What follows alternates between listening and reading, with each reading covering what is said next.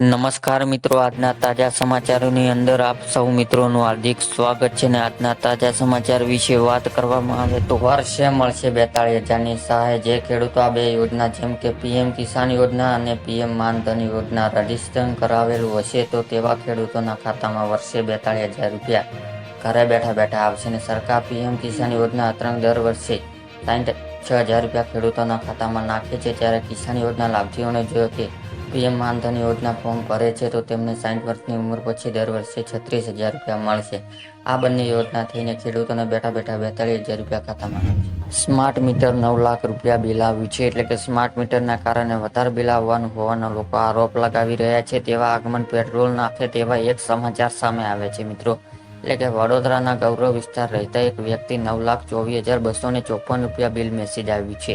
એટલે કે smart meter લાગ્યા પહેલા દર મહિને 2,000 રૂપિયા બિલ આવતું હતું ને તે સીધું 9 લાખ આવી ગયું છે. જો કે હજુ વીજળી વિભાગ તરફથી આ અંગે કોઈ સ્પષ્ટ નથી થઈ કે આ કોઈ ટેકનિકલ એરર છે કે ગરમીનો પારો આજે પણ 46 ડિગ્રી પાર એટલે કે કાળઝાળ ગરમીનો લોકો શેકાઈ ગયા હોવાનો તેવો અહેસાસ થઈ રહ્યો છે. ને ગરમીનો પારો દિવસે દિવસે ઉપર ચડતો જાય છે. ને અમદાવાદનો ગરમીનો પારો 46 ડિગ્રી પહોંચ્યો. ઉપરાંત રાજકોટમાં 44 ડિગ્રી, ને ભુજમાં 44 ડિગ્રી, અમરેલીમાં 44 ડિગ્રી, ભાવનગરમાં 41 ડિગ્રી અને વડોદરામાં 43 ડિગ્રી છે. ને દાહોદમાં 44 ડિગ્રી છે. ને ડીસામાં 44 ડિગ્રી, સુરતમાં 41 ડિગ્રીનો ગરમીનો પારો ચડ્યો છે. ને આગામી દિવસોના રેડ અને ઓરેન્જ એલર્ટ જાહેર કરાયું છે.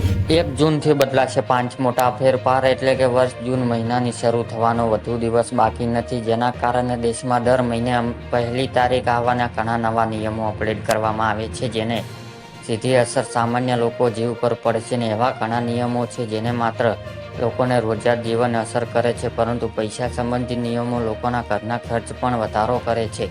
1 જૂનથી 2024ના ઘણા નવા નિયમો અમલ આવી રહ્યા છે, જે તમારા માટે જાણવું મહત્વનું છે. અને આ સમાચાર અમે તમને દેશના સરકાર તાબેથી નિયમો અને એલપીજી ગેસ સિલિન્ડરની કિંમત અપડેટ વિશે જણાવી જઈ રહ્યા છીએ. જેમને તમે જણાવો છો કે એલપીજી સિલિન્ડર ગેસ સિલિન્ડર દરરોજ દર મહિનાના પહેલી તારીખે નક્કી કરવામાં આવે છે, જેના કારણે ઓઇલ માર્કેટિંગ કંપનીઓને 1 જૂન 2024ના રોજ ગેસ સિલિન્ડરની કિંમતોમાં ફેરફાર કરવા જઈ રહ્યા છે. તેમને જણાવી દઈએ કે મહિનામાં કંપનીઓને ક્રોમ સિલિન્ડરની કિંમતો ઘટાડો કર્યો હતો. અંબાલાલ પટેલે મોટી આગાહી કરી છે. એટલે કે અંબાલાલ પટેલે નવી આગાહી કરી છે. તે મુજબ 20 થી 22 દરમિયાન વાદળછાયું વાતાવરણ રહેશે અને 26 મેથી 4 જૂન વચ્ચે વરસાદ પડી શકે છે. અને 7 થી 10 જૂન ગુજરાતમાં વિવિધ ભાગોમાં ચોમાસું શરૂ થશે અને 14 થી 18 જૂન વચ્ચે ભારે આંધળી વંટોળ સાથે વરસાદ આવવાની સંભાવના છે. અને 25 જૂનથી રાજ્યમાં મોટા ભાગમાં ચોમાસું શરૂ થશે તેવી આગાહી પણ છે. અને સાથે